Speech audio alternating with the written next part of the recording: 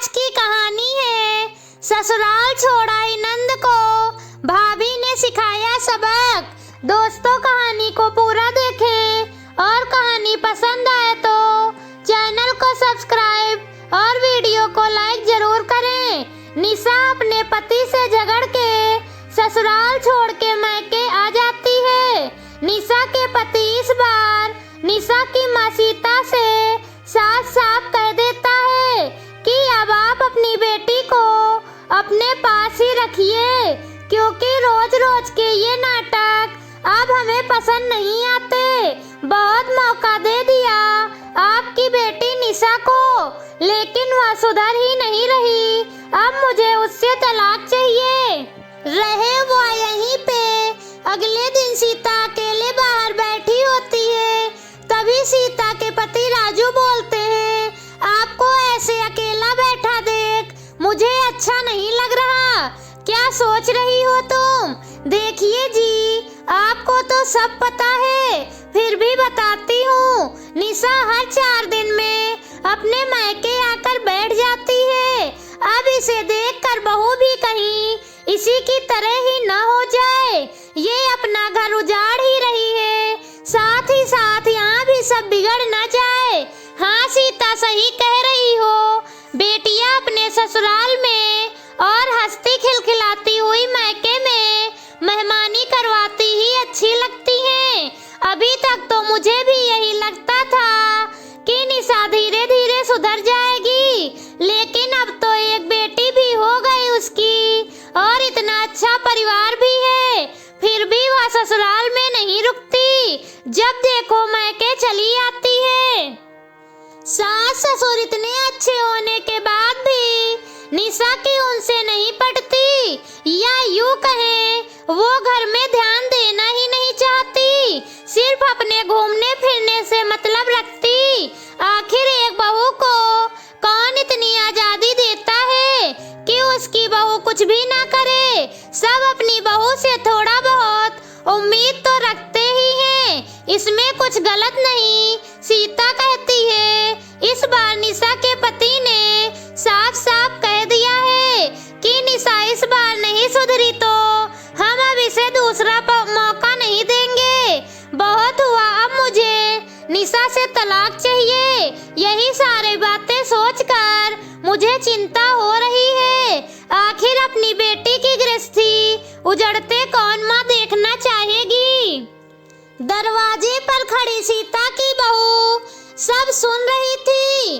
वह कमरे में आके बोली, माँ जी, अगर आपको बुरा ना लगे तो मैं आपकी समस्या का उपाय बता सकती हूँ, मगर उसके लिए आप दोनों को मेरा साथ देना होगा। सीता जी बोली, बहू तुम जानती ही क्या हो निशा के बारे में। मम्मी जी, आपके बेटे ने मुझे सब कुछ बताया है। मुझे भी दीदी के बारे में बहुत बुरा लग रहा है, कहीं उनकी शादी टूट ना जाए, इसीलिए कहती हूँ आप दोनों मेरा साथ दीजिए तो हम सब मिलकर निशा दी की शादी बचा सकते हैं। फिर अपने सास ससुर को वह कुछ समझाती है। बहू की बात सुनकर सीता और राजू बहू की बात मान लेते हैं। रात को खाने के समय निशा कहती है, भाभी आपने कितनी कड़वी सब्जी बनाई है, मैं तो खा भी लूंगी, लेकिन मम्मी पापा कैसे खाएंगे। दीदी, मैं तो ऐसे ही बनाती हूँ, कहते हुए रसोई में चली गई।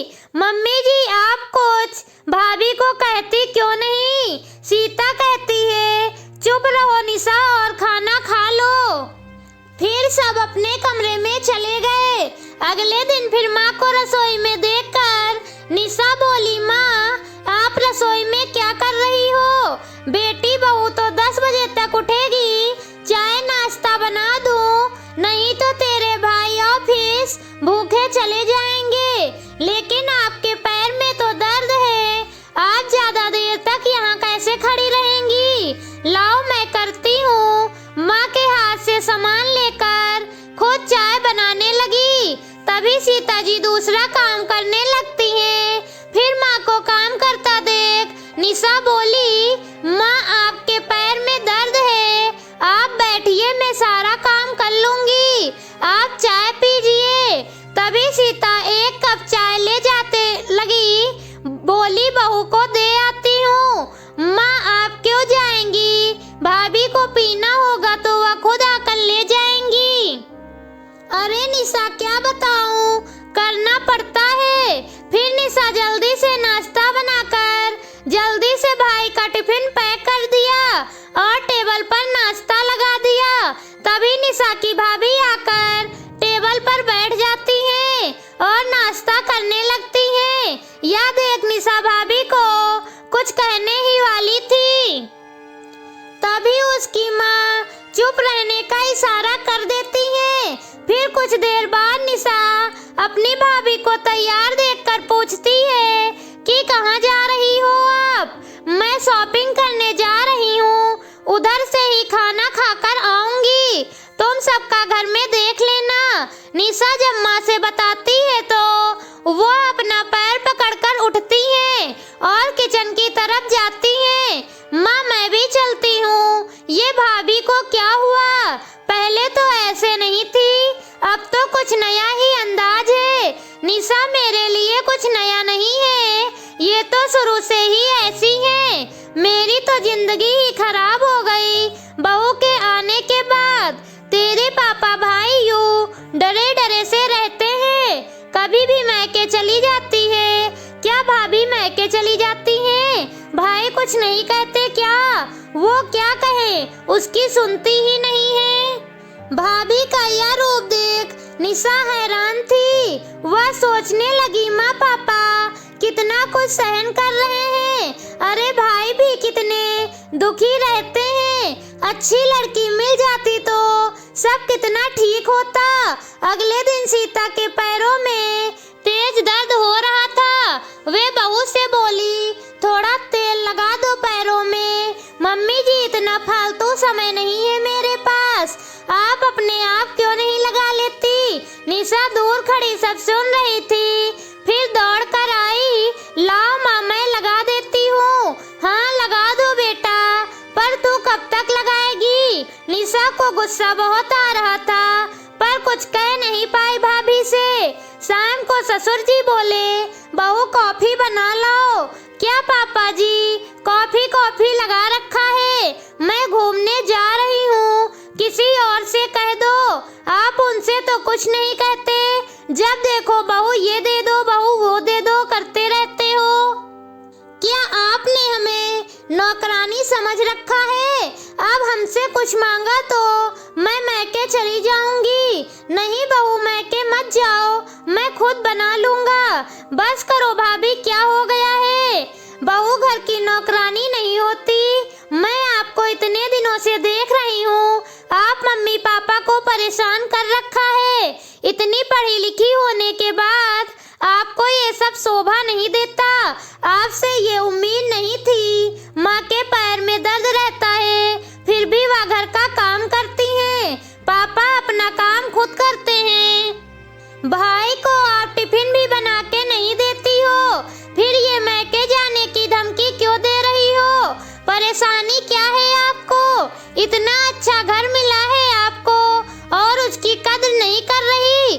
देखना एक दिन आप बहुत ही पछताएंगी। दीदी ये बड़ी बड़ी बातें आप कह रही हैं, जो इतना अच्छा ससुराल होने के बाद भी आप मैके में आकर बैठी हैं। मैं तो वही कह रही हूँ जो आप करती हैं। आप कौन सा अपने सास ससुर और पति की इज्जत करती हैं? ससुराल वालों के लिए जरा सा भी प्यार नहीं है आपके दिल में। भाभी की बातें सुनकर निशा चुप हो गई और सोचने लगी, भाभी ठीक ही तो कह रही है। मैं कौन सा अपने सास ससुर और पति की इज्जत करती हूँ? माँ पापा की बात आई तो मुझे बुरा लगने लगा। वे लोग भी तो मुझसे समझाने का कितना प्रयास करते रहे, लेकिन मैं घर के काम से भागती रही। जब मैं अपनी माँ के साथ काम करा सकती हूँ तो सास के साथ क्यों नहीं? सास ससुर तो मुझसे कितना प्यार करते हैं। मैं तो अपने पति की भी बात नहीं मानती। अपनी छोटी सी बच्ची को उसके बाबा दादी और पापा से दूर कर रखा है। सासू माँ ने कितना कहा, मेरी पोती को लेके मत जाओ, उसके बिना घर अच्छा नहीं लगेगा, लेकिन मैं नहीं मानी। सोचते हुए वह रोने लगी। तभी भाभी कहती हैं, निशा समझ में आया तुम कितनी बड़ी गलती कर रही हो। अपने साथ साथ छोटी सी बच्ची का जीवन भी खराब कर दोगी। निशा बोली, हाँ समझी, पर बहुत देर हो गई। अब तो मेरा तलाक होने वाला है। नहीं दीदी, अच्छे काम के लिए कभी देर नहीं होती। पीछे मुड़ के देखिए आप। अपने पति को देख निशा दौड़ के जाकर गले लग जाती है और हाथ जोड़कर माफी मांगने लगती है। वो उसे माफ कर देता है। फिर निशा अपने ससुराल जाने के लिए सामान पैक करने लगी। तभी भाभी से बोली, भाभी जो गलती मैंने की वह आप मत करो। दीदी मैं कोई गलती नहीं कर रही, यह सब तो एक नाटक था जिससे आप सुधर जाओ। यह सुन निशा माँ की तरफ देखती है। हाँ बेटा, बहू ठीक कह रही है, हम सब नाटक कर रहे थे। मेरी बहू बहुत अच्छी है। उसे जब तुम्हारे तलाक के बारे में पता चला तो वह सिर्फ तुम्हारा रिश्ता बचाना चाहती थी। यह सुन निशा भाभी के गले लग गई और फिर खुशी खुशी अपने ससुराल में जाकर रहने लगी। दोस्तों, कहानी पसंद आई हो तो चैनल को सब्सक्राइब और वीडियो को लाइक जरूर करें। मिलती हूँ आपसे अगली कहानी के साथ।